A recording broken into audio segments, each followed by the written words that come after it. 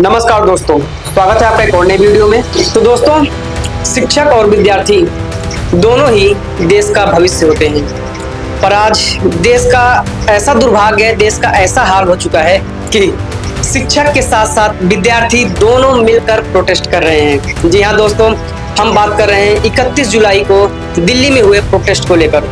और दोस्तों, ये प्रोटेस्ट सिर्फ पहली बार नहीं हो रहा है, इससे पहले भी बहुत बार प्रोटेस्ट हो चुके हैं। आपने लास्ट टाइम देखा था खान सर भी बिहार में जो प्रोटेस्ट किए थे बीपीएससी को लेकर, जो धांधलेबाजी हुई थी, उसमें खान सर भी प्रोटेस्ट में शामिल हुए थे। उनका क्या हाल हुआ था आप लोगों ने वीडियो में जरूर देखा होगा और न्यूज़ में भी पढ़ा होगा। और एक बार फिर से उसी भूतकाल को आज फिर से दोहराया गया है।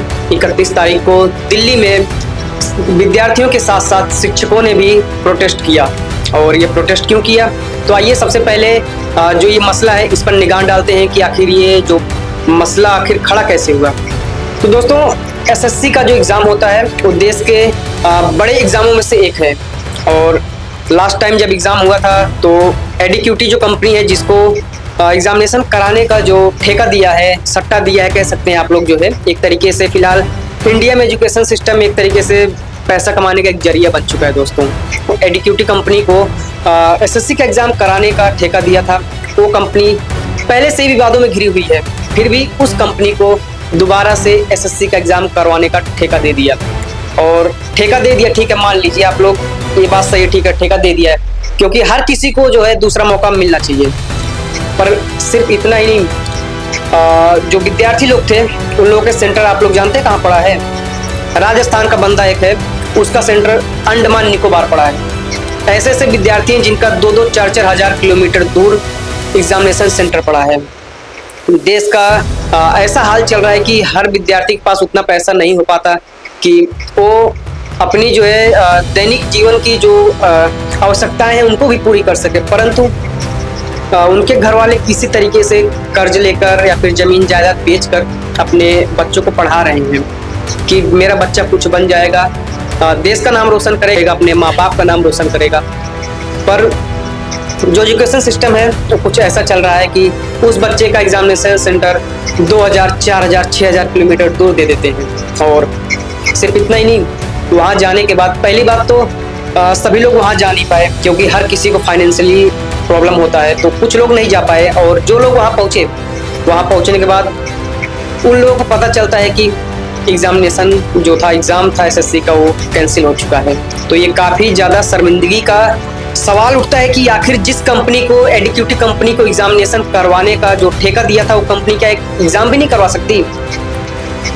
आखिर इतने मुझे लगता है कि कईयों सौ करोड़ का ये ठेका रहा होगा या फिर हज़ारों करोड़ों का भी ठेका रहा होगा। ये मुझे नहीं पता कितने करोड़ का था ये जो है, पर जो भी गवर्नमेंट का, पब्लिक का जो पैसा इस कंपनी को दिया गया एग्ज़ाम करवाने के लिए, सारा पैसा बर्बाद रहा, सारे प्रयास विफल रही। और सिर्फ पैसा ही नहीं, जो विद्यार्थी था उसका भी प्रयास विफल रहा, क्योंकि वो भी कहीं ना कहीं एक मन में सोच होती है, कि मन में आशा होती है यार कि तैयारी कर रहे हैं आज, कहीं ना कहीं कल को जो है हमारी भी नौकरी लगेगी और हमारा भी एक जो परिवार है वो थोड़ा आगे बढ़ेगा, हमारी दैनिक जीवन की जो आवश्यकताएं हैं उनको पूरी करेंगे।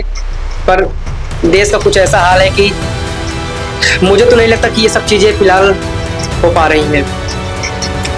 तो दोस्तों, कुछ ये था मसला जो है जहाँ से ये प्रोटेस्ट का जो कार्यक्रम था वो शुरू हुआ। तो आइए आपको ज़रा दिल्ली का एक नज़ारा दिखाते हैं कि प्रोटेस्ट में आखिर कौन कौन शामिल थे और किस तरीके का प्रोटेस्ट हुआ।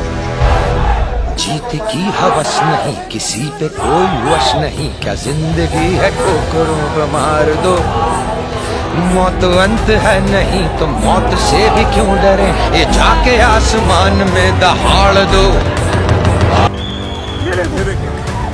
ये देख रहे हैं।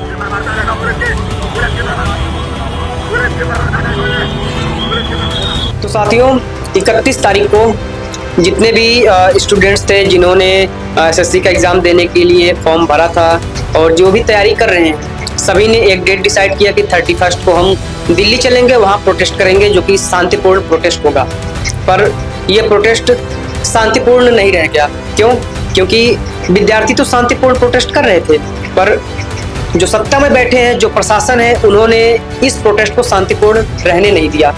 विद्यार्थी तो प्रोटेस्ट कर ही रहे थे, पर उनके साथ जो शिक्षक भी उनका समर्थन करने के लिए वहां पर पहुंचे थे, उनको भी उनके साथ ही बदसलूकी की गई। ये देखो, ये देखो, ये मैं मारता रहेगा पुलिस के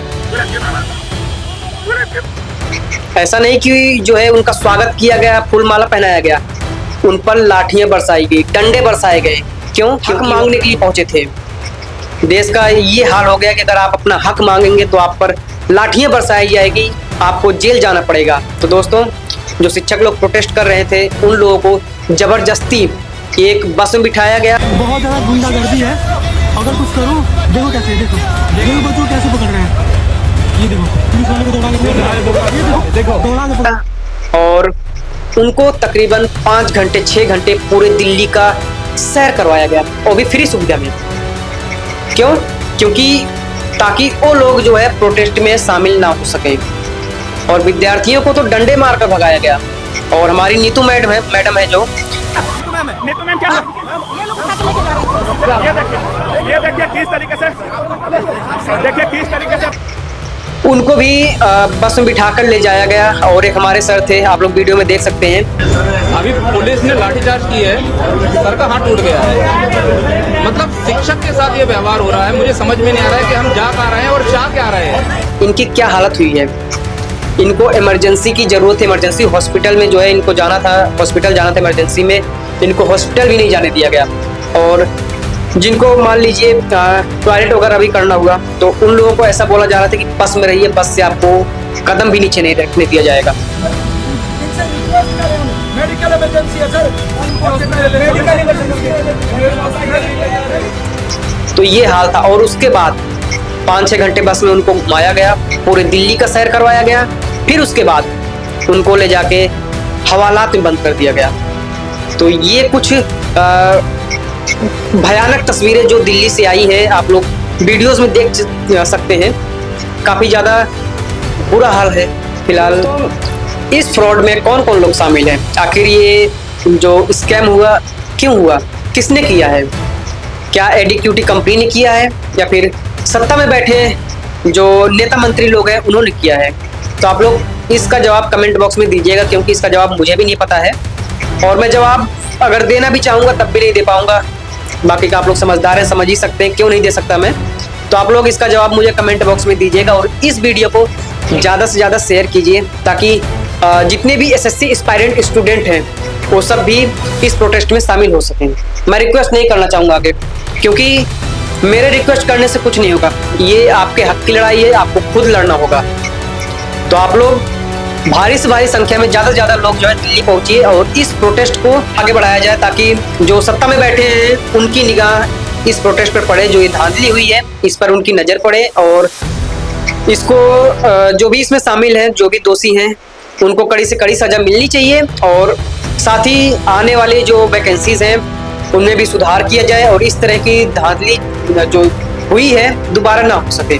मैं बस आखिरी में इतना ही कहना चाहूँगा कि ये जितने भी विद्यार्थी हैं, जितने भी शिक्षक हैं जो प्रोटेस्ट कर रहे हैं, अगर आप लोग इनका समर्थन नहीं कर सकते तो आप लोग इन पर प्लीज़ लाठी न बरसाएं। अभी एक मुझे बात याद आ रही है कि मैंने एक वीडियो देखा था जिसमें एक सर हैं जो काफ़ी जाने माने सर हैं। उनका एक पुलिस वाले से जो है बातचीत होता है, तो पुलिस वाला कहता है कि अगर आप मर्द होते तो वर्दी ना उतारते। मैंने पहन के 2017 में उतार दी।